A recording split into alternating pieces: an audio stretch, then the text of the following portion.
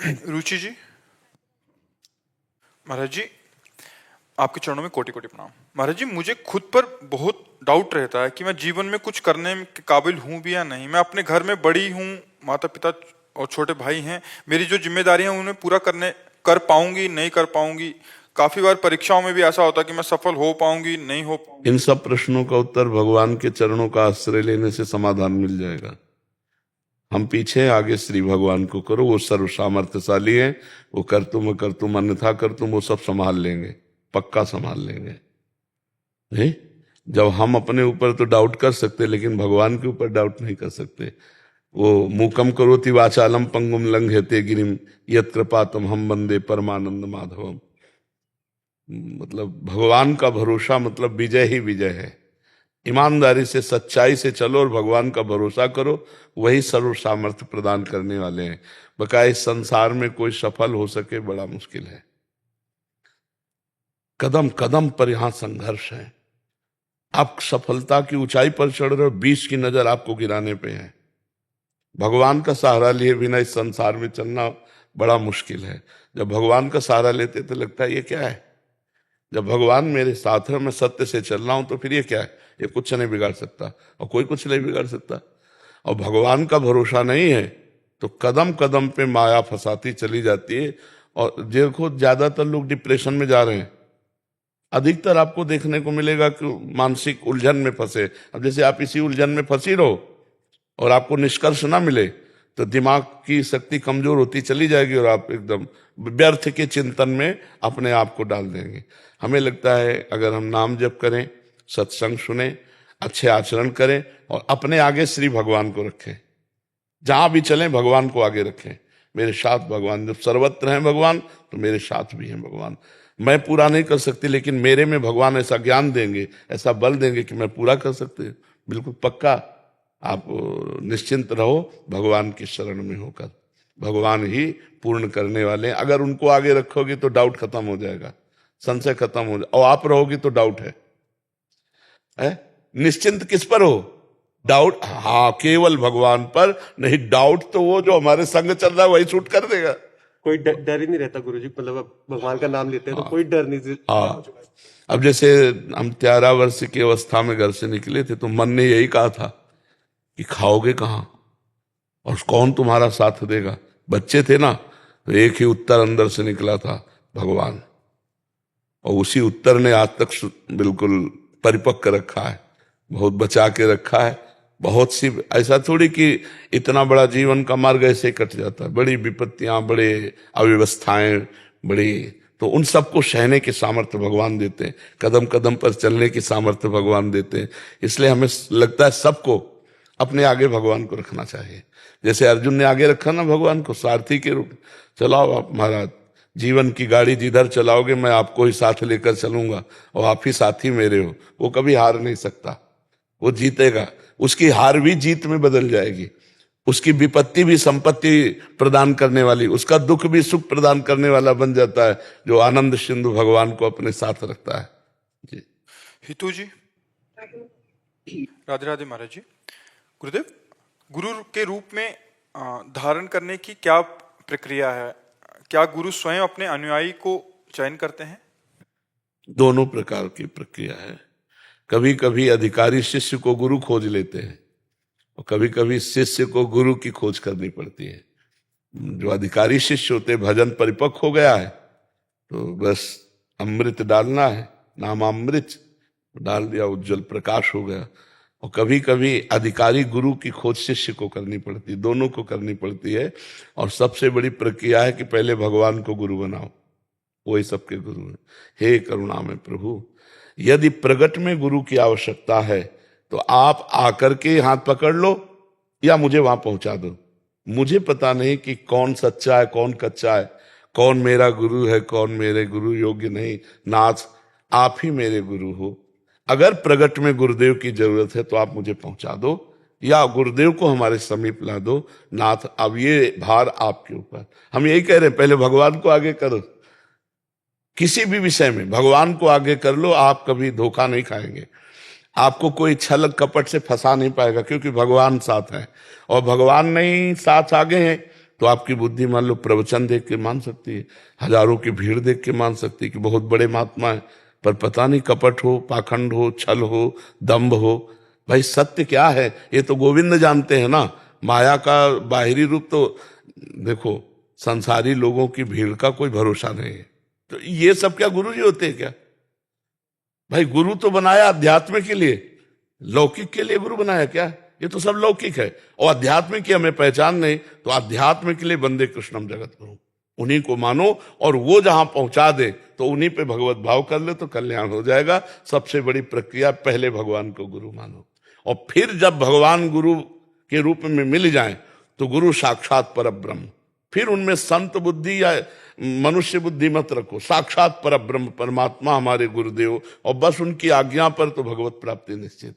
भगवान की कृपा से गुरु की प्राप्ति, गुरु की कृपा से भगवान की प्राप्ति। जी दीपक घावरे जी चंडीगढ़ से। राधे राधे। जी राधे राधे महाराज जी, आपके चरणों में कोटि कोटि प्रणाम। महाराज जी, सामाजिक, पारिवारिक तथा शारीरिक अनुकूल प्रतिकूल, सम्मान अपमान निंदा जैसी परिस्थितियों में निरंतर नाम जप करते हुए समभाव समझने का रखने का हृदय से पूरा अभ्यास कर रहा हूं। महाराज जी, आपके श्रीमुख से सुना है कि प्रभु की कृपा करतुम अकर्तुम अन्यथा करतुम हर सीमा से परे असीम प्रेममय है।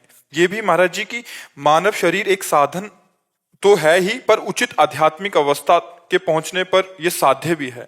महाराज जी, मतलब इसी शरीर से साधन करेंगे। हाँ बिल्कुल, महत्व है। 24 गुरुओं में शरीर को भी गुरु माना है श्री दत्तात्रेय जी महाराज ने, क्योंकि कागभूषुंड जी से पूछा गरुड़ जी महाराज ने कि जब आपकी इतनी सामर्थ्य है कि महाप्रलय में भी आप तो कौवे का शरीर क्यों धारण किए हैं, आप कोई भी शरीर धारण, तो उनका इस कौवे के शरीर से मुझे भगवान की प्रेम लक्षणा भक्ति मिली, इसलिए मैं इस शरीर को कभी नहीं त्यागता हूं। उनको ये ऐसा वरदान प्राप्त था। तो सही पूछो तो पहले वैराग्य में इस शरीर को हम घृणा बुद्धि से देखते हैं, और जब लक्ष्य के समीप पहुंचते हैं तो इस शरीर को भगवत स्वरूप देखते हैं कि तेरी कृपा से जो जन्म जन्म से हम बिगाड़ रहे थे, आज मैंने संभाल दिया, तेरी कृपा से संभल गया। ये शरीर ना हो तो भजन नहीं हो सकता, शरीर ना हो तो प्रवचन नहीं हो सकता, शरीर ना हो तो हम भगवान की सेवा नहीं कर सकते, शरीर ना हो तो हम गुरु की सेवा नहीं कर, इससे सब हो रहा है। हाँ, इससे गलत ना होने पाए, बस गलत के लिए वैराग्य है, और सही के लिए जैसे भगवान की सेवा में लोटा, तो हम उसको कितना बढ़िया साफ करके पवित्र, ये छूना नहीं, उसको हम बड़े भाव से रखते हैं। अगर कहीं कुछ इधर उधर छू जाए तो हम पैर छूते हैं कि ये भगवान का लोटा है, अब ये भगवान का पात्र, सेवा पात्र है। ये शरीर क्या है? भगवान का सेवा पात्र है। अब ये ब्रह्म स्वरूप हो गया, अब ये भगवत स्वरूप हो गया। तो ये बात आपकी आदरणीय है कि शरीर भी आगे चल करके भगवत स्वरूप हो जाता है, बिल्कुल इसमें कोई संशय नहीं। शरीर भी गुरु स्वरूप हो जाता है, क्योंकि 24 गुरुओं में शरीर को भी दत्तात्रेय जी ने गुरु रूप में वर्ण किया। इससे भगवत प्राप्ति, इससे दिव्य से दिव्य ज्ञान की प्राप्ति अन्य योनियों में थोड़ी हो सकता, मनुष्य योनि में इस शरीर से ही हो सकता है। इसलिए धन्य है ये शरीर जो हमें भगवत प्राप्ति करा दिया, धन्य है शरीर जो हमें भगवत प्राप्ति के मार्ग में चला रहा है, और निंदनीय है वो शरीर जो मनुष्य शरीर प्राप्त करके भोगों में समय नष्ट कर रहा है। जिनके हृदय में भक्ति नहीं है, जिन हरि भगत हृदय नहीं आनी, तो जीवित सौ समानते, वो जीते हुए मुर्दे के समान है। भगवान की बड़ी कृपा है, जिनको थोड़ा भी ज्ञान हो गया है और भगवान का नाम लेने लगे, भजन करने लगे, और समता की तरफ दृष्टि हो गई, तो बहुत बड़ी बात है। जैसे मान अपमान में सम, दुख सुख में सम, लाभ हानि में सम, संतुष्टायन के नवा, कैसी भी परिस्थिति हम संतुष्ट हैं। अंतःकरण की कैसी भी परिस्थिति हो, वो विक्षिप्त नहीं, समता, वो है प्रयत्न। हाँ, प्रयत्न और कृपा दोनों से होता है। हमारा प्रयत्न और इष्ट गुरु कृपा दोनों से होता है। मोक्ष मूलम गुरु कृपा, इष्ट कृपा, प्रयास हमारा और कृपा भगवान की, गुरु की, उसी से पार हो जाते हैं। नाभि क्षेत्र में सर्जरी की वजह से निकालना पड़ा 25 वर्ष पहले जी। तो प्राण ऊर्जा चलाने के लिए नाभि क्षेत्र का क्या महत्व है? देखो, आप सुनो, बिल्कुल सहज सरल ढंग समझ लो। आपके श्वास ऊपर जा रहे, आपके श्वास नीचे आ रही, इसमें नाम चिंतन करो, सहज प्राणायाम होता चला जाएगा। कुछ पकड़ने की जरूरत नहीं, कुछ करने की जरूरत नहीं। कल ही हम प्रातःकालीन के सत्संग में पूज्यपाद उड़िया बाबा के वचन कि बाबा आजकल योग सिखाने आते हैं लोग, तो योग सीखना चाहिए कि नहीं? तो बाबा ने कहा सहज योग से जो प्राप्त होता है वो योग से भी नहीं प्राप्त होता। सहज योग है हर श्वास में अधिक से अधिक नाम। जैसे बैठे अब अंदर जपेंगे, अभी तो हम बोल के राधा राधा राधा राधा राधा राधा राधा राधा राधा राधा राधा ऊपर बोलते चले जा रहे हैं, वायु चढ़ाते, फिर नीचे राधा राधा राधा राधा राधा राधा राधा। ये सहज योग है। इसमें सब जो प्राणायाम करने पर प्राणवायु का संशोधन होकर प्राण सूक्ष्म होता है, षट चक्र का भेदन करता है, सब अपने आप हो जाता है। आप निश्चिंत रहिए, केवल नाम चलाइए और समदर्शिता पर दृष्टि रखिए। फिर क्या है, फिर तो सारी बात बन गई। हाँ, फिर सारी बात बन गई। अब बस ये है कि ये आकर्षण जो माया है इससे बचना है। काछ वाछ मन निश्चल राखे, धन धन जननी तेरी रे। जवान का पक्का, लंगोटी का पक्का और मन का पक्का। जो गोस्वामी तुलसीदास जी कह रहे हैं, सत्य वचन, आधीनता, परतीय मात समान, इतने पे हरि ना मिले तो तुलसीदास जवान। किसी माता बहन की तरफ गंदी दृष्टि न हो और भगवान का नाम, सत्य वचन, भगवान का नाम निरंतर चल रहा हो और अधीन भगवान के हो, सब हो जाता है।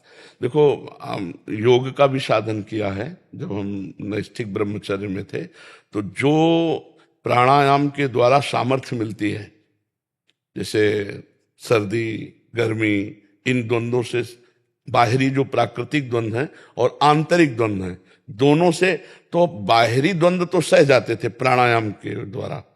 प्राणायाम अगर खींच करके 90 प्राणायाम करते थे ना तो भीषण सर्दी में भी गर्मी लगती थी, ऐसा था।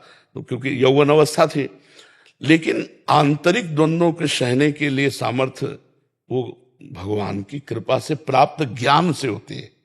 नहीं, बड़े बड़े, देखो चांगदेव नाम के एक योगी थे, 1400 वर्ष तक वो जीवित रहे। अपनी आयु को जिस समय मृत्यु का समय आता वो प्राणवायु चढ़ा करके समाधि में पहुंच जाते, लेकिन ज्ञान नहीं था परमात्मा तत्व का। तो जब ज्ञानदेव से मिले ना, तब उनको ज्ञानदेव की कृपा से ज्ञान की प्राप्ति हुई।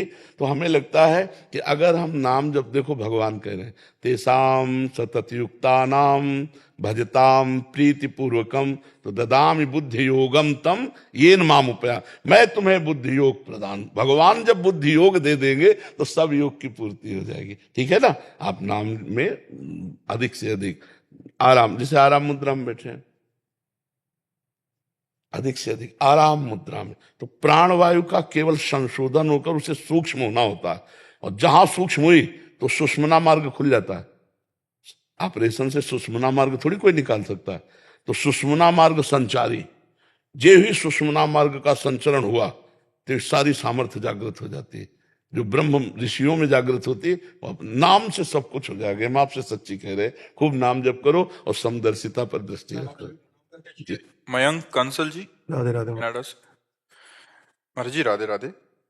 महाराज जी, ना हम किया ना करेंगे, ना कर सके शरीर, जो किया तिस हरि किया, भयो कबीर कबीर। ये सिद्ध महापुरुष की बात है। ऐसा भाव हमारे में कब आया? हाँ, जब अपना देहाभिमान नष्ट होकर भगवदाकार वृत्ति हो जाएगी। आज के सत्संग में पहले श्रीपाद प्रबोधानंद जी की चर्चा में था ना, अहमता और ममता का त्याग, अहंकार और ममत्व का त्याग। ये बहुत कठिन है। अहंकार, कुछ भी कार्य करो स्वीकृति हो जाती है। अपने को हर समय ऐसा लगता है मैं पुरुष हूँ, देह भाव का ही अहंकार रहता, मैं करता हूँ, मैंने भोगा, मैंने ऐसा किया, मैं ऐसा कर सकता हूँ, मैं ऐसा करूंगा, ये अहंकार है। जब अहंकार भगवान में समर्पित हो जाता है तब ये भाषा निकलती है जो कबीरदास जी कह रहे हैं। समझ रहे ना? हाँ, करता तो वास्तविक तुम नहीं हो, बिल्कुल नहीं हो। 3 गुणों की माया के यंत्र में तुम चढ़े हुए एक कठपुतली की तरह हो, पर स्वीकार कर लिया तो भोगना पड़ेगा। इसका यही खेल है, माया का यही खेल है कि स्वीकार कर लिया तो बंध गए, अस्वीकार कर दो अभी निकल जाओगे। जैसे तुम्हारे मन में काम आया, अस्वीकार कर दो, मैं नहीं भोगूंगा, निकल गए, वो शांत हो जाएगा। थोड़ी देर जला के फिर शांत। कोई गाली दिया, अस्वीकार कर दो। कोई अपमान कर रहा, अस्वीकार कर दो, मत स्वीकार करो। तुम्हें दे रहा गाली, तुम नहीं ले रहे तो कोई परेशानी नहीं। पर ऐसा नहीं होता, अहंकार पर चोट लगती है। जहां हमें कोई गाली दे, निंदा करे और जब बड़ाई करे तो अच्छा लगता है। तो ये मायाकृत स्वभाव है, इसी को भजन बल से हटाया जाता है। तो नाम जप करो, शास्त्रों का स्वाध्याय करो, सत्संग सुनो और जो अपना कर्तव्य है उसको भगवान की पूजा मान के करो, इसी से भगवत प्राप्ति हो जाएगी। जो कर्तव्य को भगवान की पूजा समझता है वो बहुत अच्छा भक्त हो जाएगा, चाहे वो किसान हो, व्यापारी हो, सैनिक हो, कोई भी पद पर हो, अपने कर्तव्य को पूजा समझे, भगवान का नाम जप करे, भगवान के आश्रित रहे, सत्संग सुने, तो उसको ऐसा ज्ञान होने लगेगा धीरे धीरे। देखो आप तो एक साधारण गृहस्थ हैं, चक्रवर्ती सम्राट महाराज अम्बरीश जी, उनकी महान तपस्या और भक्ति के आगे दुर्वासा जैसे तपस्वी फेल हो गए, वो पीछे हो गए उनके आगे। उनका समर्पण जोर का था, इनमें तपस्या का अहम था, तभी तो कृत्या उत्पन्न कर दी मारने के लिए, लेकिन वो दैन्य महापुरुष ऐसे ही खड़े रहे। तो भगवान का सुदर्शन चक्र कृत्या को मारकर भुवन में दौड़ाया। जब ब्रह्मा और भगवान शिव ने कहा हरि के इस अमोघ अस्त्र को हरि के सिवा कोई नहीं बचा सकता सुदर्शन चक्र से, तो हरि के पास गए तो हरि ने कहा मेरी भी सामर्थ्य नहीं, अहम भक्त पराधीन हूं, मैं तो भक्त के अधीन हूं। अम्बरीश जी के पैर पड़ो जाकर, वो क्षमा कर दें तो ये अस्त्र शांत हो जाएगा।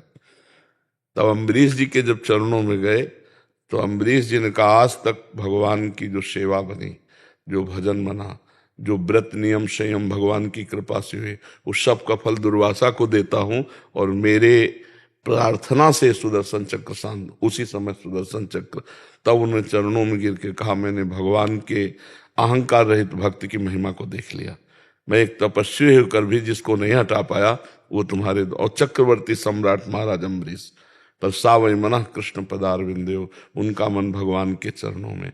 तो जब हमारा चित्त भगवान के चरणों में जुड़ता है तब हमारा अहंकार गलित हो जाता है।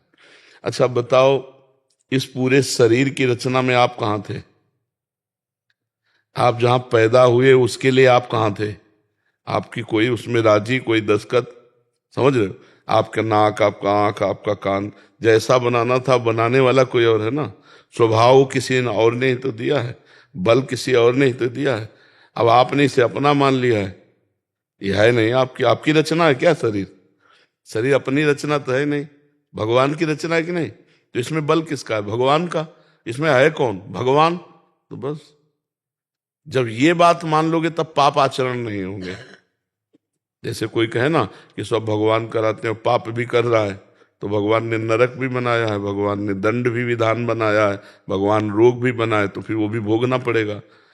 ये स्थिति है जो कबीरदास जी ने कहा है, अहम का पूर्ण लय हो जाना।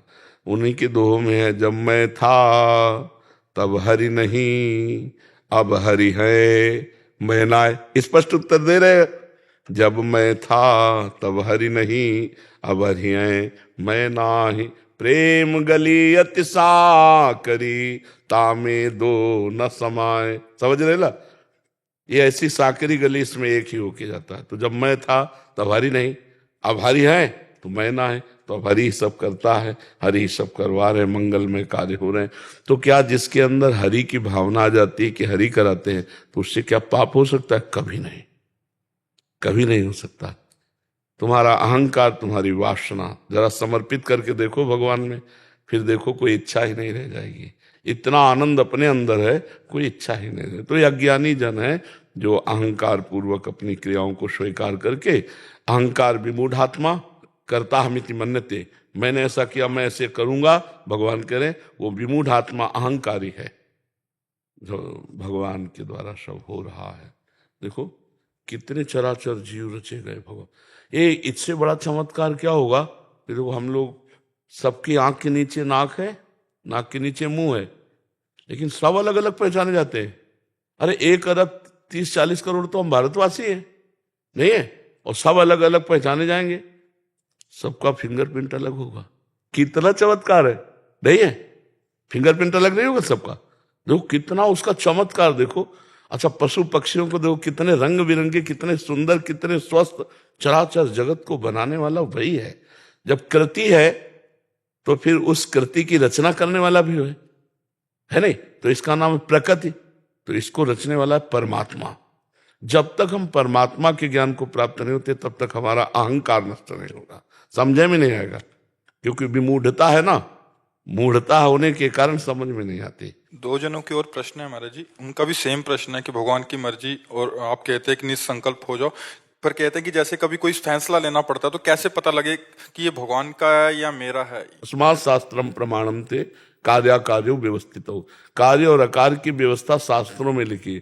अगर शास्त्रों की समझ नहीं आती तो संतों से सुनो, अगर संतों में पहुंच नहीं है तो हृदय की सुन लो। क्या तुम गलत करने चलते हो तो तुम्हारे हृदय में बात आती है कि नहीं गलत है, फिर उसको आप काट देते हैं, नहीं मानते हैं। तो हृदय की बात सुनने के लिए हृदय के कान लगाओ, हाँ, तो आपको निर्णय मिल जाएगा सही है कि गलत है। एक उत्तर होता है सदगुरु का अंदर से, सबके अंदर बैठा है परमात्मा, और एक होता है मन का। ये मन, ये बुद्धि की आवाज है। अंदर से जो उत्तर होता है नहीं, वो भगवान की आवाज। सबको पता है मैं गलत कर रहा हूं, ऐसा कोई नहीं कि जिसको ये पता ना हो कि मैं गलत नहीं कर रहा। जान करके भी गलत कर रहे हो, अगर यही बात तुमसे कोई प्रश्न करे तो तुम मना कर दो कि गलत है, लेकिन वही तुम आचरण कर रहे हो, इसका मतलब तुम्हारे अंदर ज्ञान होते हुए भी अज्ञान है, मूढ़ता है। इसी को मूढ़ता कहते हैं। जैसे सोया हुआ पुरुष उसे जगाया जा सकता है, लेकिन जगा हुआ पुरुष सोने का नाटक कर रहा हो तो जगाना बहुत कठिन है, क्योंकि वो जगा हुआ है। तो ऐसे ही हम लोगों को बोलो किसको ज्ञान नहीं है, कोई ये नहीं कहता कि मुझे ज्ञान नहीं। गलत कार्य के लिए सबको ज्ञान है कि मैं गलत करने जा रहा हूं, अच्छे कार्य के लिए सबको ज्ञान है कि मैं अच्छा करने जा रहा हूं। हाँ, जहां संदेह हो वहां संत और शास्त्र प्रमाणित बात देख ले, संतों से पूछ ले या शास्त्र स्वाध्याय कर ले तो अपने को पता चल जाएगा।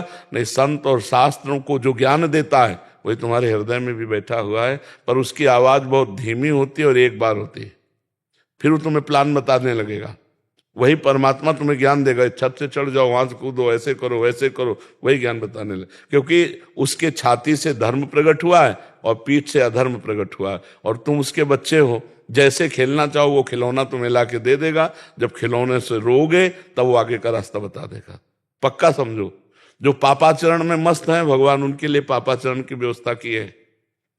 देखो, एक आदमी चाय पीता है तो चाय की व्यवस्था, अफीम खाता है तो उसके अफीम की भी व्यवस्था रोज होती है। कैसे होती है वो भगवान जाने, पर होती है, नहीं होती है।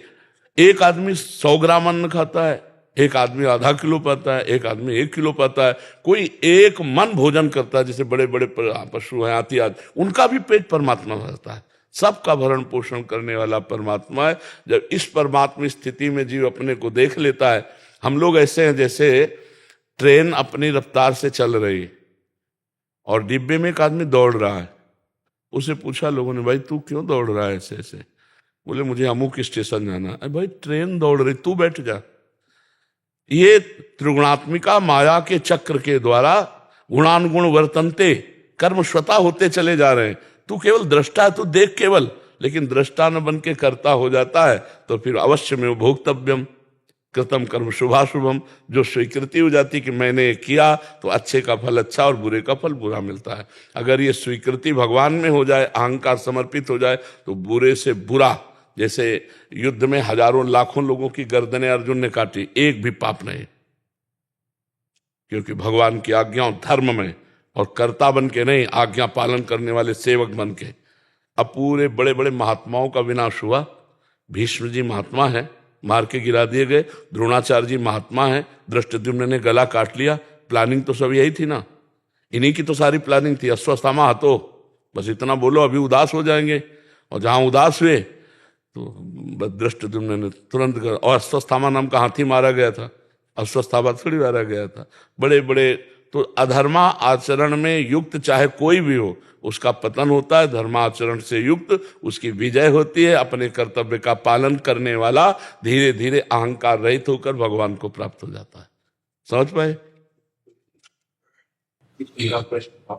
इसमें सिंपल चीज है, जैसे हम सांसारिक काम कर रहे हैं, उस सिंपल जैसे मिठाई खाना है कि नहीं खाना है वो, और फिर या फिर अपने ऑफिस में कुछ काम कर रहे हो तो ये काम करूं कि ये काम करूं, तो उसमें समझ नहीं। अब इसमें देखो डिपार्टमेंट को देखना पड़ेगा, इसमें शास्त्रीय बात नहीं। जिस डिपार्टमेंट में उसमें पढ़ाई भी होती है, उसका ज्ञान भी कराया जाता है, तो उसमें ऐसा नहीं करना, ऐसा करना है, क्या होता है कि नहीं होता। अगर हमारा मान लो आप कानून में हो या किसी व्यवस्था में हो, तो निगेटिव पॉजिटिव दोनों का ज्ञान होता है कि नहीं होता। तो अब शास्त्र इस बात के लिए कि मिठाई खाना है कि नहीं खाना है, इसके लिए तुम्हें विवेक से देखना है कि शरीर को हमारे कितनी शुगर चाहिए। अगर हम ज्यादा शुगर डालेंगे तो शुगर रोग हो जाएगा। अच्छा, ये मिठाई शुद्ध है कि अशुद्ध है, ये मिठाई असली है कि नकली है, ये सब अपने को देखना। भगवान ने बुद्धि दी है नहीं बुद्धि दी, तो बस फिर ऐसे ही हम जिस कर्तव्य कर्म में उतरते हैं उसमें निगेटिव पॉजिटिव दोनों का ज्ञान होता है। ऐसा नहीं कि ज्ञान नहीं होता। एक छोटा सा भी आदमी छोटा सा कार्य करता है, इससे हानि हो जाएगी, इससे लाभ होगा, उसे निगेटिव पॉजिटिव ज्ञान होता है। और जिसे ज्ञान नहीं हो तो पशुवत बुद्धि का आदमी है। आप किसी भी कहीं भी आप देखिए तो निर्णय लेकर थोड़ी देर शांत हुई, आपको अंदर से निर्णय आने लगेगा। ना पढ़े हो तो भी निर्णय आने लगेगा, क्योंकि ज्ञान समुद्र भगवान बैठे हुए हैं। और जब जहां हमें ज्ञान नहीं है वहां भगवत आवाज आती है, किसी न किसी रूप में कोई टोक देगा, ऐसा नहीं। पक्की बात समझ। हमने देखा, हम गंगा किनारे जब भ्रमण करते थे तो आगे दलदल था और इतना सुंदर स्थान दिखाई दे रहा था कि दलदल नाम की चीज नहीं, ऊपर एकदम सूखा। तो पीछे से एक आवाज आई, ए बाबा आगे मत जाना दलदल है। हम तो अपनी मस्ती में थे, तो आगे लगा कि दलदल कैसे, एकदम सूखा, और छड़ी लिए हुए थे, जे वैसे छड़ी मारा तो पूरी छड़ी चली गई। अब बताओ अगर वो भगवान आवाज ना दिए होते तो हम कितना धस जाते। वहां कोई निकालने वाला गंगा किनारे, जहां आप नहीं ज्ञान आपका पहुंच रहा, वहां कोई ना कोई आपको संबोधन कर देगा, कोई ना कोई संबोधन कर देगा, बस उसे भगवत आवाज मान लो। एक गुरुजी ने कहा सब में भगवान है। शिष्य जा रहा था, एक हाथी जो उन्माद को प्राप्त हो गया था, महावत उसको अंकुश में कर रहा था, उसने दूर से कहा मेरा हाथी पागल हट जाइए। उन्होंने कहा, गुरुजी ने कहा सब में भगवान है, हाथी में भी तो भगवान है। हाथी ने सूंड में लपेटा, मारा, उधर गिरा जा करके हाथ पैर टूट गए, लद के गए। बोले बेटा ऐसा कैसे होगा? बोले गुरुजी आपके उपदेश से। बोले क्यों? क्यों आपने कहा था कि हाथी में सब में भगवान है, तो हमने हाथी में भी भगवान, तो बोले भगवान ने रोका नहीं? बोले नहीं, महावत तो कह रहा था हाथी पागल हट जा बाबा। तो बोले महावत में भगवान ने देखा, हाथी में भगवान देखा। भगवान जरूर रोकते हैं बच्चा, जरूर रोकते हैं, और धीरे से फाइनल भी बता देते हैं, बुरा फंसोगे, नष्ट हो जाओगे। अंदर वो आवाज होती है, हम सच्ची कहते हैं तुमसे, किसी से पूछने की जरूरत नहीं, तुम्हारे हृदय में। पर हृदय और मन की बात जानना थोड़ा कठिन होता है। मन विषयी वो इतना जोर कर देता है कि हृदय की बात हटकर मन की बात हो जाती है। हमारे ये भी चलता है, गाड़ी आएगी, घर बन जाएगा, जमीन लेंगे। हाँ, मतलब कामना अधर्म की कमाई हाँ, का कामनाओं के कारण हम नहीं, वही तो कह रहे, काम माने कामना, काम जोर हो गया ना तो फिर हमारे हृदय की बात नहीं चलती, फिर मन की बात चलती है। और हृदय की बात सुन ले तो हमें लगता है सही उत्तर है, सही उत्तर आपको मिल जाएगा। तो किसी भी डिपार्टमेंट में हो, क्या आपको अपने डिपार्टमेंट का अगर ज्ञान है तो क्या निगेटिव पॉजिटिव दोनों ज्ञान नहीं है? आप विचार करके देखिए। क्यों, कोई संशय आपको? अंशु जी दिल्ली से। राधे राधे महाराज जी। महाराज जी, अगर मनुष्य जन्म 84 लाख योनि के बाद मिलता है तो हमारे इतने कर्म कैसे बन जाते हैं जिसके आधार पर मनुष्य शरीर का निर्माण होता है? पहली बार मनुष्य थोड़ी बने हैं, असंख्यों बार बन चुके हैं। सृष्टि की रचना जब से हुई तब से अभी तक असंख्यों बार बन चुके हैं। तो वही हमारे कर्म रखे हुए हैं मनुष्य जन्म के। संचित गोदाम है, संचित कर्म, क्रिमाण नई फसल है, और प्रारब्ध पुराने कर्मों के गोदाम से जो निकला हुआ शरीर बना उसका भोग है। तो पहली बार थोड़ी मनुष्य बने, हाँ, अनंतों बार, असंख्यों बार बन गए। पर हमने कभी भगवान का भजन नहीं किया, कभी अध्यात्म में नहीं चले, उन्हीं भोगों को भोगते हुए सांसारिक कर्म करते रहे, तो आज भी वही भोग परेशान किए हुए हैं। पर आज कृपा है जो हम संत समागम कर रहे हैं, साधु वचन माने तो हमारी बात बन जाए। बहुत जन्म हुए लेकिन हमें साधु समागम नहीं मिला। अगर मिला होता तो हमारा कल्याण हो गया होता। भगवान के भी अवतार हुए, हम कोई कीट पतंगा तो रहे होंगे ना कोई, लेकिन हमें भगवान का सानिध्य नहीं मिला। आज मिला भगवान का धाम, संतों का संग, तो अपना काम बना ले। जैसे पहाड़ भर रुई ऐसे पहाड़ भर दिखाई दे रही हो, तो उसके लिए पहाड़ भर माचिस की थोड़ी जरूरत है, एक दिया सलाई की जरूरत है, एक ज्ञान की जरूरत है अनंत जन्मों के संचित कर्मों को भस्म करने के लिए। बस ये ज्ञान हो जाए कि मैं भगवान का अंश आत्म स्वरूप हूं, इस देह भाव में लगे हुए, इसीलिए हमारी परेशानियां बढ़ गई। देखो आप बात कर, किसका प्रश्न है? तो आप अपने को स्त्री मानती है ना, आप अपने को देह मानते हैं ना, यही अज्ञान हमारे कर्म जो शुभ अशुभ होते हैं उनको भोगने के लिए विवश करता है, और यही एक अज्ञान भर हट जाए तो सब ठीक हो जाए। अब इसी को हटाने के लिए फिर अध्यात्म में उतरना पड़ता है, संयम नियम से चलना पड़ता है, पवित्र भोजन नाम जप ये सब करना होता है। आपने बताया था कि कर्म जो होते हैं सिर्फ मनुष्य जीवन में ही जो कर्म किए जाते हैं उन्हीं का कैलकुलेशन होता है। जो पुराने कर्म हैं, किसी भी योनि, कोई और योनि के कर्म होते हैं, उनका कुछ वो नहीं बनता, कर्म नहीं बनता। तो इतने सारे कर्म उसके बावजूद भी बन जाते हैं जब इंसान का शरीर। आप सोचो अभी आपकी आयु कितनी है? 46। आप ईमानदारी से थोड़ी देर के लिए जज बन जाओ, हमको बोलना मत, अंदर से देखो। अगर उन कर्मों का हिसाब किताब दिया जाए तो अपने भारतीय संविधान के अनुसार आपको कितनी बार जेल हो, आपको कितनी बार दंड मिले। आप अपनी जज बनकर 42 वर्ष की अवस्था का निर्णय कर दीजिए। तो आप सोचो ये जब जमा होंगे जाके और इनमें ब्याज लगेगा और जब इनका फाइनल आएगा तो कितना बड़ा बड़ा आएगा, समझ रहे ना। तो अब कई ऐसे पाप हैं कि आप अगर जज बने और हम आपको बताते जाएं तो आप कहोगे कि हाँ इसका दंड होना चाहिए, ये गलती हुई है, लेकिन मेरे प्रभु ने अभी तक कोई दंड नहीं दिया। ये जो कर्म इस जन्म के हैं ये जा रहे हैं पिछले गोदाम में जमा होने। ऐसे ही हमारा बार बार जन्म हुआ है और हमने बार बार गलतियां की हैं और वो सब स्टॉक जमा है। भीष्म जी ने कहा कि 100 जन्म तक मैं देखता हूं कोई पाप नहीं, कि 6 महीने से मैं बाणों की सैया में। भगवान ने कहा और आगे बढ़ो, और आगे बढ़ो। राजा थे आप, सांप को उठा करके कटीली झाड़ी में डाल दिया, 6 दिन तक तड़प के मरा तो 6 महीने बाणों की सैया मिली। आप समझ रहे, एक गलती का 20 साल की वो कैद और 2 लाख जुर्माना। ऐसे होता है कि नहीं होता? बोले इतना कैद और इतना जुर्माना, और बेचारा कैद में भी रहेगा और जुर्माना भी देना पड़ेगा। ऐसे ही ये जुर्माना में भोग रहे हो मनुष्य शरीर में, असली कैद तो नरक में भोगने को मिलेगी। असली जो फल मिलता है शुभ का वो तो स्वर्ग में मिलता है, ये तो बाद का है बचा हुआ शुभ और अशुभ।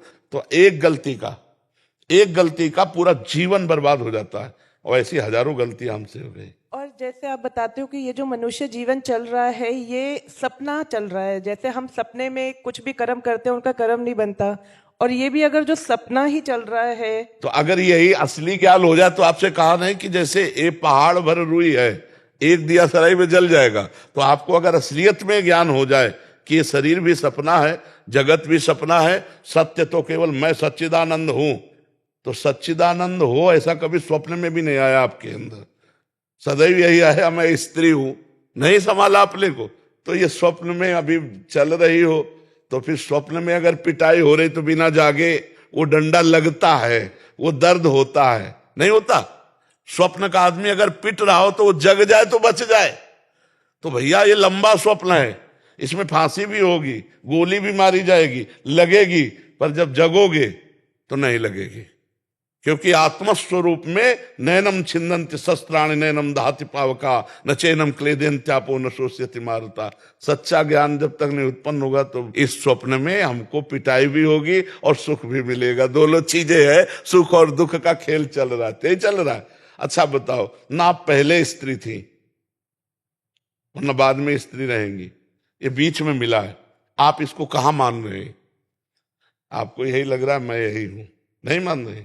गुरुदेव जी आपने तो इतना सब कुछ अंदर चेंज कर दिया है कि अब वो रहता ही नहीं। अब तो एक थोड़ा जग जाओ। अभी चेंजिंग का मतलब जग गया, जग गया जे ही जाने जग जाए हेराई, जागे जथा स्वपन भ्रम जाई। जिस परमात्मा तत्व के जान लेने के बाद ये संसार खो जाता है, एकमात्र परमात्मा दिखाई देता है। इन सब मंदिरों में परमात्मा बैठा हुआ है। जब ऐसा अनुभव होने लगेगा ना, तब पता चलेगा कि मोह निद्रा से अब हमारे नेत्र खुल रहे, और जहां जगे तो जो वो है वही तुम हो। खत्म खेल, खत्म, जीवन मुक्त हो गया। अब ये बात में तो खत्म हो गया, लेकिन अनुभूति होना जब भूख लगती है प्राणों को, तब ये ध्यान नहीं रहता कि प्राणों का धर्म भूख है, मेरा नहीं। जब अलग अलग इंद्रियां अपना अपना वेग धारण करती हैं तो वही ज्ञानी है जो उस वेग को सहकर शांत होकर, नहीं मैं कोई स्त्री पुरुष नहीं, मैं सच्चिदानंद परमात्मा हूं, इसी में स्थित तब वो आगे बढ़ पाता है। अब देखो कितना कठिन है। एक व्यसन, एक आदत, एक आकर्षण बलात् गिरा के आपसे वही क्रिया करवा देगी। आप देखो सब बैठे हो, एक चाहत नहीं रोक सकते। एक चाहत के लिए पूरी जेल भरी है। अपनी अपनी चाहतों की पूर्ति के लिए ये जेल भरा है, नर्क भरा है और रोग ग्रसित होता है। इनको मिटा दे वही महात्मा है। बहुत कठिन है पर सरल भी है। सरल उसके लिए है जिसे गाइड मिल गया। नहीं, भूल भुलैया में सब फंस जाए, लेकिन गाइड वाला वो नहीं फंसेगा, वो इशारा करेगा इधर चलो। तो गाइड कौन है? सदगुरु। उनकी आज्ञा पे चल दो तो माया मुक्त हो जाओ। और सदगुरु की आज्ञा पे चलना बहुत कठिन है। मन की आज्ञा पे चलना तो हो सकता है, सभी चल रहे, सदगुरु की आज्ञा पर मन मार के चला जाता है, ये बहुत कठिन बात है। हजारों को लाखों को चेला बनाया जा रहा है, लेकिन मन को चेला बना ले वही सच्चा गुरु। अपने मन को चेला बना ले वही सच्चा गुरु। तुमसे कोई पूछे कि आप बताओ संसार से कल्याण कैसे होगा, 1 मिनट में बता दोगे आप? नहीं बता दोगे। इतना तो सबको ख्याल है, राम नाम सत्य है, सत्य बोले मुक्त है। ये तो मुर्दा के साथ गाया जाता है, नहीं गाया जाता? तो राम नाम सत्य है और सत्य बोलो तो मुक्त है। परम सत्य भगवान का नाम है, जपो अभी मुक्त हो जाओगे। सबको पता है संसार झूठा है, सबको पता है मरना है, सबको पता है कुछ साथ नहीं जाना, पर देखो ना सब इसी में हाय हाय लगे। तो ज्ञान तो सबको, पर ज्ञान का प्रयोग नहीं है। वो प्रयोग होगा भजन से। जपो राधा राधा राधा राधा राधा, अभी मंगल होना शुरू हो जाएगा। जितना नाम जप करोगे उतना ही मंगल होगा, उतना ही शुद्ध ज्ञान, पवित्र बुद्धि, उतना ही विपत्तियों का नाश। हरि स्मृति सर्व विपद विमोक्षणम, महामंगल हो जाएगा। ज्ञान तो सबको है, प्रयोग कर ले। प्रयोग करना बड़ा कठिन है, नहीं और आदमी पाप करूँ। बात और कहते हो कि जो भजदानंदी घर में होते हैं उनकी 21 पीढ़ियां तर जाती हैं, और 21 पीढ़ी तर जाती है, तो इसका मतलब अगर जो हम पहली पीढ़ी है कोई भजदानंदी की, तो हमारे को थोड़ा कम मेहनत करनी पड़ेगी या मेहनत काफी करनी पड़ेगी? तो आप 21 को बैठाल के थोड़ी चल रही। ये तो हमारे भगवान की तरफ से, जैसे हमारे भारत सरकार का कोई बड़ा अधिकारी होता है ना, तो उसका परिवार भी रेल में फ्री चल सकता है। वो ऐसे ऐसे नहीं वो सुविधाएं देती सरकार, तो ऐसे हमारे भगवान ने सुविधा दी है कि यदि एक, क्योंकि बहुत कठिन है ना, अगर एक भगवत प्राप्त हो जाए, भजनानंदी का मतलब भगवत प्राप्त, तो उसकी 21 पीढ़ियां जो जहां भी हैं उनको कल्याण के मार्ग में डाल दिया जाता है। यदि उनको अवसर मिलेगा तो जन्म होगा और भगवत भक्त बनाए जाएंगे भगवान की, मतलब 21 पीढ़ी का कल्याण हो जाएगा। पर पहले अपना तो कल्याण हो पहले अपना कल्याण हो, तब 21 पीढ़ी का कल्याण। इनके किसी ने किया हो ऐसा तो थोड़ा उसकी हेल्प मिलेगी हमें। अगर किया होता तो ये मुक्त होते, पक्का समझो। हाँ, ये मुक्त होते। तो अभी मतलब किया नहीं। हाँ नहीं, 7 पीढ़ी आगे की और 14 पीछे की। देव जी, अभी जो मेरे दादाजी थे तो उनके होते हुए तो मैं काफी बड़ी हो गई, तो पहली पीढ़ी हूँ। नहीं, भगवत प्राप्त हो जाएं दादाजी, हो जाऊं वो तो भगवत प्राप्त है, वो तो पक्का ही है। उनको तो कभी पूरी रात कभी सोते हुए देखा ही नहीं। वो देखो, मेहनत करना और अरबपति बनना दोनों में अंतर होता है। मेहनत तो कोई कोई बहुत करता है, पर सीधे सब्जी भी नहीं मिलती और चटनी रोटी खा के गुजारता है, और कोई कोई कम मेहनत करता है और अरबपति हो जाता है। नहीं, अगर सिद्ध भगवत प्राप्त महापुरुष का सानिध्य मिल गया और आंतरिक भजन पद्धति पता चल गई और देहाभिमान गलित होकर जीते जी मुक्त हो गया, वो है भगवत प्राप्त। भगवत प्राप्त मरने के बाद थोड़ी होता है, भगवत प्राप्त तो जीते जी होता है, भगवान में स्थित हो गया।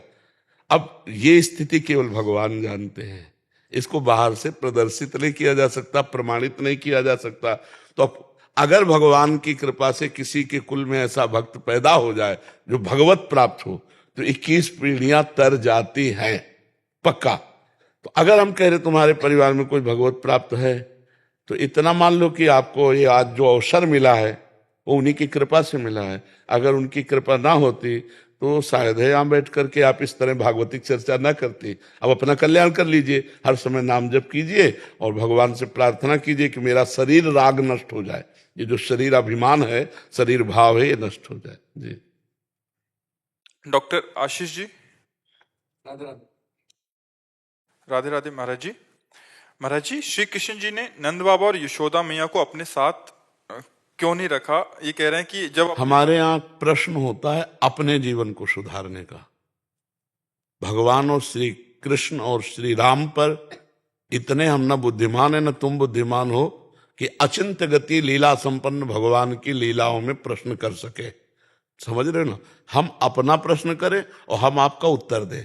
आपके जीवन में भगवान का कितना अस्तित्व है, आप कितनी साधना करते हैं, आप अपने धर्म का कितना पालन करते हैं, हमारा प्रश्न उत्तर इसके लिए होता है।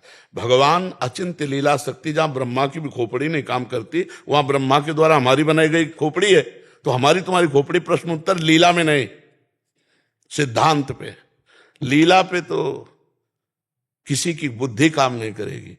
ब्रह्मा जी ने देखा कि भगवान के सखा अहिर बालक गोप सखा पहले छांक स्वयं पीते हैं और मीठी लगी, कन्हैया के मुंह में ऐसे मुंह से डाल है, और वो हंस में विराजमान अगासुर का उद्धार देखकर वही खड़े थे कि ये ब्रह्म है, ये परमात्मा है, ये अहिर बालक अपने मुख से जूठा उसके मुख में डाल रहे हैं।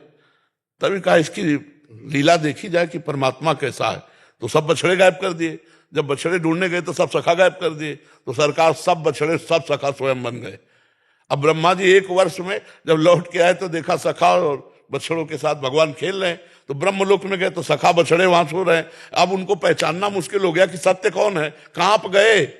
हम तुम ब्रह्मा की खोपड़ी के बनाए हुए हैं और ब्रह्मा की खोपड़ी कहां पर गई जिनकी लीला में। तो हमें लगता है उस लीला के विषय में कैसे जानकारी कर सकोगे।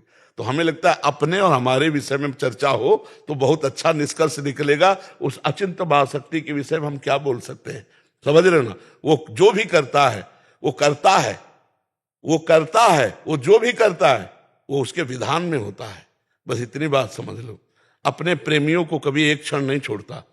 यशोदा मैया और नंद बाबा से कभी एक पल भगवान कभी बिलग नहीं हुए। वो तो यशोदा मैया है, वो तो नंद बाबा है, हम प्रेमानंद हैं, हमसे अलग नहीं है। तो उनसे कैसे अलग हो सकते हैं। हम तो साधन करके उनकी चरण में आए हैं। वो तो सिद्ध महापुरुष हैं, उनसे कैसे अलग हो सकते हैं। छिन छिन बिहरत संग। अब वो दृष्टि, वो भाव, वो ज्ञान जब तक नहीं प्राप्त होगा तो ब्रह्मा चकरा गए ना कि ये ब्रह्म है। तो फिर आपको लगेगा ये ब्रह्म कैसी लीला करता है। तो हमें लगता है भगवान की लीलाएं गाएं और सुन सुनकर आनंदित हो और स्वयं परमार्थ पे चले, तब हमें भगवान की लीलाओं का रसास्वादन होगा। हम सही माने में लीला तभी जान पाएंगे जब हमारा हृदय पवित्र होगा। पवित्र हृदय से भगवान की लीलाएं नहीं। भगवान ने माखन चुराया, लेकिन भगवान ने क्या कैसे माखन चुराया। अब जब चरित्र हम गाए हैं तो उसमें किया, कभी सुनो ना। भगवान की लीलाओं का रहस्य जाने बिना भगवान को कैसे आप जान सकते हो। भगवान ने हजारों गोपियों के साथ रास किया, नृत्य किया। अब वो गोपियां कौन है? श्रुति की ऋचाएं, वेद की ऋचाएं, वो दंडकारण्य के तपस्वी मुनि जिन्होंने ब्रह्माकार वृत्ति को प्राप्त है, वो भगवान के भाव में। जैसे हम लोगों का भाव है सहचरी भाव, तो देखने में हम पुरुष हैं लेकिन भाव में हम प्रियाजू की सहचरी है। अभी तुम कैसे देख पाओगे? तुम्हें दिखाई देगा एक प्रेमानंद नामधारी पांच भौतिक शरीर में बैठा हुआ, लेकिन पांच भौतिक पुरुष शरीर है। और हम इसी समय वर्तमान में इस समय प्रियाजू की नित्य किशोरी देख पा रहे हो तुम? नहीं देख। तो ऐसे हम भगवान की जब एक उनके दास की महिमा को नहीं जान सकते हो तो भगवान की महिमा कैसे जान सकते हो। इस शरीर की किडनी फेल है, डॉक्टर हो, अगर तुम्हारे आगे डॉक्टर लगा, चाहे जिस पदवी से बुद्धिमान तो हो ही, जिसका डायलिसिस रोज होता हो, अतरे दिन होता हो, उसकी सामर्थ्य दिनचर्या कर ले। महाराज जी आप खुद ही स्वरूप राधा रानी का आपसे केवल ये चर्चा है। तो जिस महिमाशाली भगवान का आश्रय लेकर हम गरज रहे हैं, उन भगवान के चरित्रों को हमें लगता है गाया जाए प्रेम से और सुना जाए तो जीवन पवित्र हो जाएगा। महाराज जी आपके अलावा मेरा और कोई नहीं है महाराज जी। मैं आपके शरण में हूँ और श्री राधा नाम का आश्रय लिया हूँ। बिल्कुल बिल्कुल बिल्कुल। तो अमंगल नहीं हो सकता। मेरा जीवन बदल दिया महाराज। अमंगल नहीं हो सकता। भगवान बड़े कृपालु हैं, आपको मस्त के सहारे एक कदम भी चलता तो मात्र आपके सहारे, आपके कृपा कारण चल रहा हूँ। हमारी श्री जी बहुत करुणामयी है, भगवान बहुत करुणामय है। कर्तव्य पालन अपनी ईमानदारी से करूँ, आपके समर्पण। यही हमारी प्रार्थना रहती है अपने। हाँ, क्योंकि हमारा भारत आपके कंधे पे है। महाराज जी देश की सेवा कर रहे हैं, लेकिन जब तक परमात्मा की जब तक भक्ति नहीं होगी तब तक हमें ये हमने कई बार जब बहुत से सैनिक हुए हैं तो उनके बीच में चर्चा किया कि बाहरी शत्रु को आप गोली के निशाने से उड़ा सकते हैं, लेकिन आंतरिक शत्रु को मारने के लिए काम, क्रोध, लोभ, मोह, मद, मत्सर जो हमारी जिंदगी ही बर्बाद कर सकते हैं, तो ये जो आंतरिक शत्रु है इस पर विजय प्राप्त करने के लिए अध्यात्म की अत्यंत अनिवार्य आवश्यकता है।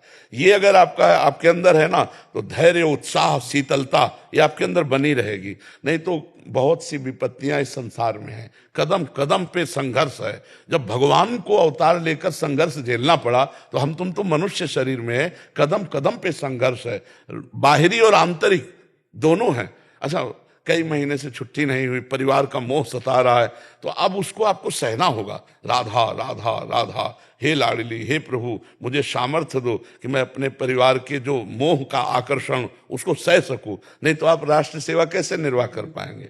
अच्छा, राष्ट्र सेवा के साथ परिवार की प्रियता भी संभालनी है, तो इस सबको हम संभाल कर ले चले, इतनी सामर्थ्य हमें भगवान देंगे।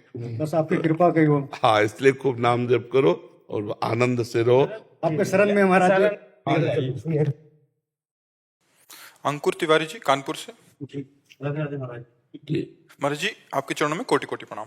महाराज जी, घर में रहकर पूजा करें या तीर्थ में जाना आवश्यक है? घर से ही स्मरण करने से देखो, सच्चा पुजारी वो है जो आंख खोले आंख बंद करे, दोनों एक बात रहे। घर जाए या चाहे तीर्थ रहे, एक बात होनी। ईश्वर एक है, वो सर्वत्र है, वो सब समय है, वो सब में है, वो सबका है। अब इसमें ढूंढ लो, जब सर्वत्र है तो घर में भी है, जब सबका है तो तुम्हारा भी है, जब सब में है तो तुम्हारे में भी है, जब सब समय है तो इस समय भी है। आप समझ रहे हो, हमें कहीं भागने की जरूरत नहीं। हम अपनी भावनाओं को पवित्र करने के लिए पहले बाहर से शुरू करते, चलो अमुक तीर्थ चलते हैं, चलो अमुक तीर्थ चलते हैं, पर लौट के आना है हृदय रूपी तीर्थ में। जब आपका स्मरण चलेगा ना, तो सारे तीर्थ आप में विराजमान है। जब भगवान विराजमान है तो और कौन सी बात रह गई। समझ रहे हो ना, ये केवल हम जो अनुसंधान करते हैं बाहर, चूंकि हम बहिर्मुख हैं, बाहर हो चुके हैं, तो बाहर अनुसंधान, अमुक मंदिर, अमुक जगह, अमुक, और धीरे धीरे धीरे जब हृदय पवित्र हुआ तो अंदर ही देखने लगे। यही है, यही वृंदावन है, यही काशी है, यही काशी विश्वनाथ है, यही वृंदावनेश्वर श्री प्रिया प्रीतम है। ढूंढ पाओ तो ढूंढ पाओ, चाबी घर में खो जाए और दरवाजे के बाहर ढूंढो, जिंदगी भर ढूंढते रहो, नहीं मिलेगी, लौटना घर में ही पड़ेगा। भूल हुई है, अंदर से बाहर आ गए हैं, बहिर्मुख हो गए हैं। तो सर्वात्मना न वृषजेत बहिरिंद्रियाणि, इंद्रियों को बहिर्मुख ना होने दो, अंतर में ले आओ। अभी डूब जाओगे अंतर में, आनंद ही आनंद। पर बाहर से अंदर आना बड़ा कठिन है। बाहर इतना सुहावना है कि अंदर आने का मन नहीं होता, नहीं। और जो अंदर आ गया, वो अंदर का सुख मिला, तो फिर बाहर उसे कुछ अच्छा नहीं लगता। ये भी बात, दोनों बातें समझ लो। तो हमें लगता है जहां रहो वहां ये निश्चय करो कि मैं भगवान के धाम में रह रहा हूं, जहां हो मैं भगवान के साथ रह रहा हूं, पास रह रहा हूं। बस भगवान का स्मरण करो, ये खास बात है। कभी कभी आंखें बंद करो तो श्री बिहारी जी के दर्शन हो जाते हैं, कभी कभी। तो आंखें खोलने पर कौन है? तो इन सब में वही बैठा है। मंदिर गए ना, तो मंदिर का ढांचा बना है ना, फिर उसमें बिहारी जी है ना, ऐसे ही ढांचा बना है, पुरुष का स्त्री का ढांचा बना है, और इनके हृदय मंदिर में बिहारी जी बैठे हैं, देख लो तो बहुत निहाल हो जाओगे। महाराज जी, कभी कभी मैं आपसे नाराज हो जाती हूँ, फिर उसके बाद जब गाड़ी में कभी बाहर निकलती हूँ तो आप मुझे आसमान में भी दिखाई देते हो। नहीं, हमारी नाराजगी, हमसे गलती कौन सी होती है? नहीं, जैसे कभी कभी ऐसा हो जाता है, मैंने बोला कि मैं यहाँ पे ठीक हूँ और आप फिर भी मेरे को उसकी सजा देते हो जो मैंने नहीं किया। नहीं, हम तो किसी को सजा ले देते, हम तो प्यार ही प्यार सबको करते। सजा देने का मतलब है दंड विधान, वो ईश्वर के द्वारा होता है। जैसे हमारे द्वारा कई ऐसी गलतियां होती जिनका प्रायश्चित नहीं होता, तो वो जलन के रूप में अंदर होती है। तो हम समझते हैं संत या गुरुदेव, आप सच्ची समझो जैसे माँ, ऐसे संत होते हैं जो भगवान के संत जन होते हैं, उनका माँ जैसा स्वभाव होता है। वो सबका मंगल करना चाहते हैं। जो भगवान से अपने चित्त को जोड़े हुए हैं, उनको तुमसे कुछ नहीं चाहिए। तुम्हारा मंगल कैसे हो, ये तो तुम्हारे सुख का संविधान करने में तुम्हारे को जो जलन होती है वो तुम्हारे द्वारा किया हुआ असत कर्म है, अन्यथा जलन हो ही नहीं सकती है। बॉबी सिंह जी। राधे राधे गुरु जी। राधे राधे गुरुदेव। गुरुजी, आज के समय में जो गलत संगति हो गई है और चार लोग क्या कहेंगे, इससे कैसे बचें? अंदर ही बार बार आता है जब। चार लोग किस कोटि के, क्या कहेंगे? वो कोटि के गुरु जी जो अधर्म पे चलते हैं, अधर्म पे चलते हैं, जी। जो बाधा बनते हैं किसी भी काम करने में। जब आप धर्म से चलते हैं कि अधर्म से? नहीं, जब ये धर्म से चलते हैं तो जो अधर्म से चलने वाले हैं वो क्या कहेंगे, ऐसा भावना आ सकती। कुछ तो लोग कहेंगे, जितना उनका दिमाग उतना कहेंगे। अगर हम लोगों के लिए जिए तब तो छोड़ दो कि तुम सुख शांति से जी सकते हो। लोग तुम्हें सुख शांति से, अगर उनके कथनानुसार चलोगे, लोगों का अलग दिमाग रहता है और सब लोगों की वृत्ति को हम प्रसन्न कर सके ऐसा असंभव। हम कई बार उदाहरण देते हैं। एक घोड़े में जवान बेटा और बूढ़े जा रहे थे, तो उसने सोचा बूढ़े बाप को घोड़े में बैठा देते हैं। आगे चार लोग मिले, बोले तुम्हारे सामने लड़कवा का पैदल चला रहे हो, तुम घोड़े पे चढ़े हो। बोले बेटा तुम चढ़ जाओ, वो नीचे चले। आगे लोग बोले जवान तुझे शर्म नहीं आ रही, बूढ़े को पैदल चला रहा है, तो घोड़े पे चढ़ रहा है। बोले आओ बाप जान, इसमें बैठ जाओ। पिता को बैठा लिया। बोले हराम का घोड़ा मिला होगा तभी दोनों चढ़े हो। दोनों उतर गए। बोले कितने बेवकूफ है, घोड़ा खाली जा रहा, दोनों पैदल। अब बताओ घोड़े वाला क्या करे? अगर लोगों के कथनानुसार चले तो घोड़े वाला क्या है? अपनी मस्ती में चले। लोग क्या कहते हैं ये हमें मतलब, हमको ये देखना है कि हम गलत तो नहीं है ना। अगर हम गलत हैं, लोग हमको गलत कह रहे हैं, तो हमें सुधार करना चाहिए, हमें बुरा नहीं मानना चाहिए। और अगर हम सही चल रहे हैं, तस्मात् शास्त्रम प्रमाणन्ते कार्या कार्यो व्यवस्थितो, फिर लोग क्या कहते हैं इस पे हमें ध्यान देना। महाराज जी, क्या हो गया आजकल ऐसी मान्यता, जैसे कि भजन तो वृद्धावस्था में किया जाता है, अभी कोई नौजवान अगर करना शुरू कर दे तो आस पड़ोस वाले कहने लग जाते हैं। तो ये मतलब खुद में निष्ठा कैसे आए, दृढ़ता कैसे आए कि नहीं मुझे भजन ही करना है? ये तो दृढ़ता आपको धारण करनी पड़ेगी कि मैं सत्य मार्ग का पथिक हूं। एक ने एक जवान प्रश्न किया था कि जवानी तो भोगों के लिए है, बुढ़ापा में भजन कहा गया है, तो हमें वो व्यक्ति बताओ, मिलाओ कि जो जवानी में भोगों में बिताया हो, बुढ़ापा उसका भजन में हो। वो हमें व्यक्ति बताओ, कोई ऐसा व्यक्ति। अगर उसने जवानी में संस्कार नहीं डाले भजन के, तो बुढ़ापे में भजन नहीं हो सकता। पक्की बात समझो, क्योंकि आप साधारण बात समझ लो कि एक पिस्तौल चलाना जैसे किसी ने नहीं सीखा तो बुढ़ापे में वो निशाना मार देगा क्या? अगर आर्मी में रहा है तो ऐसे फौरन मार देगा, क्योंकि उसका अभ्यास है। तो तुम मन को भगवान में कैसे लगा लोगे बुढ़ापे में, जब इंद्रियां शिथिल है, शरीर पीड़ा युक्त है, नाना प्रकार की वासनाओं का जाल बिछा है, तो बुढ़ापे में तुम भगवान में चित्त को लगा लोगे। अगर जवानी में तुमने अभ्यास नहीं किया तो बुढ़ापे में नहीं कर पाओगे। देखो आप वृद्ध हो, आप बताओ हमारी बात का कि गलत है कि सही है, आपसे पूछ रहे हैं। सही है। देखो आप प्रमाण दे रहे हैं। अगर कोई भी वृद्ध हमें बतावे यदि उसने पूर्वाभ्यास नहीं किया तो एकदम बुढ़ापे में भजन नहीं कर सकता है।